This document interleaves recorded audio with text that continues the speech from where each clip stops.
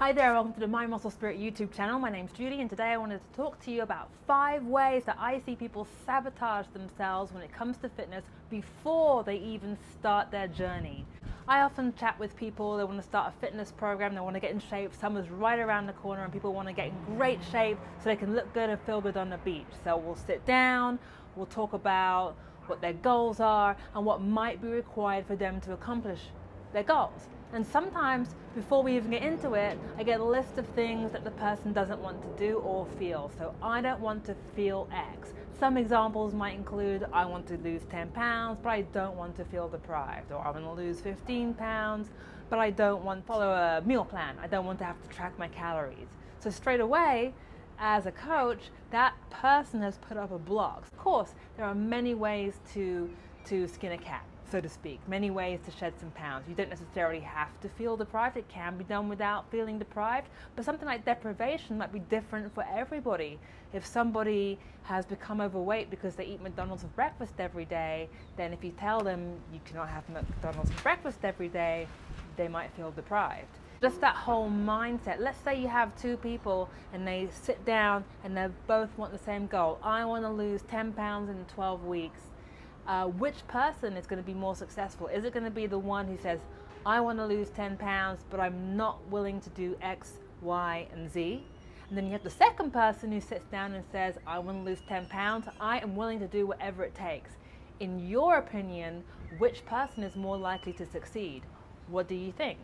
The second way I see people sabotage themselves before they even start a fitness journey is remaining too attached to habits and behaviors that kind of got them where they are in the first place. For example, a person will be like, oh, so how many chocolate bars can I get? I have a sweet tooth, I like to drink socially, I like to have a glass of wine after work, and those things are fine, but they may slow down your results. So at the start of the program, you want to shift your focus away from those habits. So I'm not saying there aren't ways to achieve goals without having a few treats here and there, but what I am saying is don't focus on the treats. If you're focused on when do I get to have cake?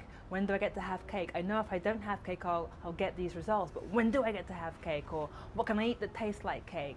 There are definitely ways to manage those cravings and desires, like there are healthier options of some of the foods you enjoy, but at the start, you don't want to focus on that. You don't want to focus on when can I have that treat, when can I have that treat. You don't want to focus on the craving.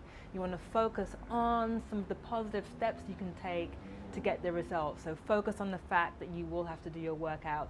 Focus on the fact that there'll be a healthy meal plan, and focus on the healthier foods that you enjoy. So if there are things like, you need to get high protein, you need to reduce the fat. So what are the low calorie dense foods that you enjoy? What are the high protein foods that you enjoy? Focus on those things first. Focus on the enjoyable ways we can work towards your goal, and don't be too focused on keeping some of the habits that got you where you are. Okay, so it's mainly about mindset and focus, and it's not to say that you can't have those things, but don't put your emphasis on having those things.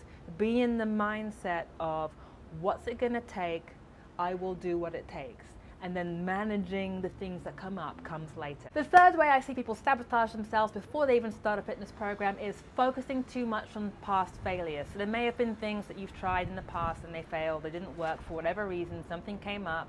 It's okay to be aware of them, but just because that thing failed in the past doesn't mean it will fail again. So just be open-minded to what we can do this time, and don't focus on the past times that you failed, because you have to realize that everybody fails at something. Everybody fails in business, in sport, in losing weight, in gaining muscle.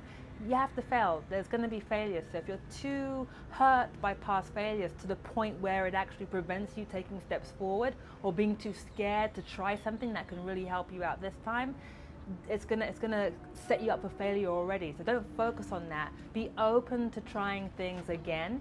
Be open to trying things that sound challenging. And if you fail, it doesn't mean it's over. It just means that we have to readjust the strategies. It doesn't mean that the specific action. So let's say someone told you need to go to the gym 5 times a week, and the last time you tried a program, you failed to go to the gym at all.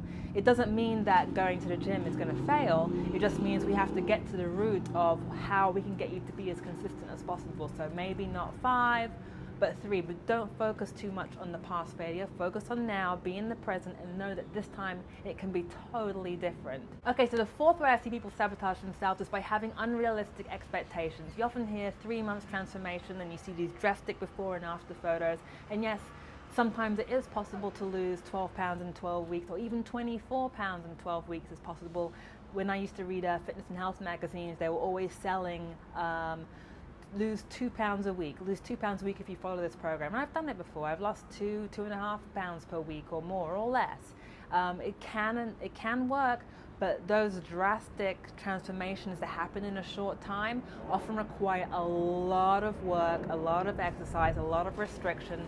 And those people who did that may have been very, very, very focused on that goal at the expense of other areas of life. And that's often because they were in a point in their life where that door opened up to them, where they could input that level of focus. And those opportunities don't often come up in life with the majority of people. You have to manage your expectations with the resources you have, with the time that you have, and the other commitments that you have going on in your life. So you never know the totality of other people's journeys. So don't compare, and have realistic expectations for what you can do in your current situation. Be ready to celebrate smaller victories. Enjoy the process, and every time you get a little bit stronger, your lungs get a little bit better, your heart pumps a little better, those are really worthwhile victories. And don't be too hung up on this photograph you saw of a fitness model that you want to look like, okay? There are lots of different victories to be had when you have a health and fitness journey.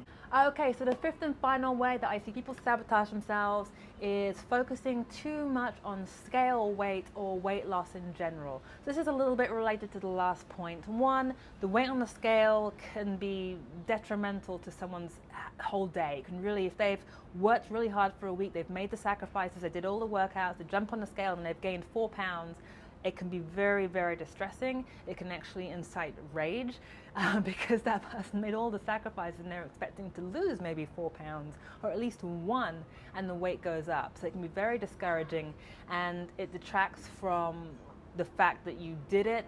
It detracts from all the work that you put in, everything you did right, and the other wonderful ways that your body may have changed as a result of the hard work and the sacrifices that you did make. And that's why when I train people, I often ask for pictures and measurements, because sometimes even the measurements don't go down. Everybody's body actually responds differently to training stimuli and differently to diet.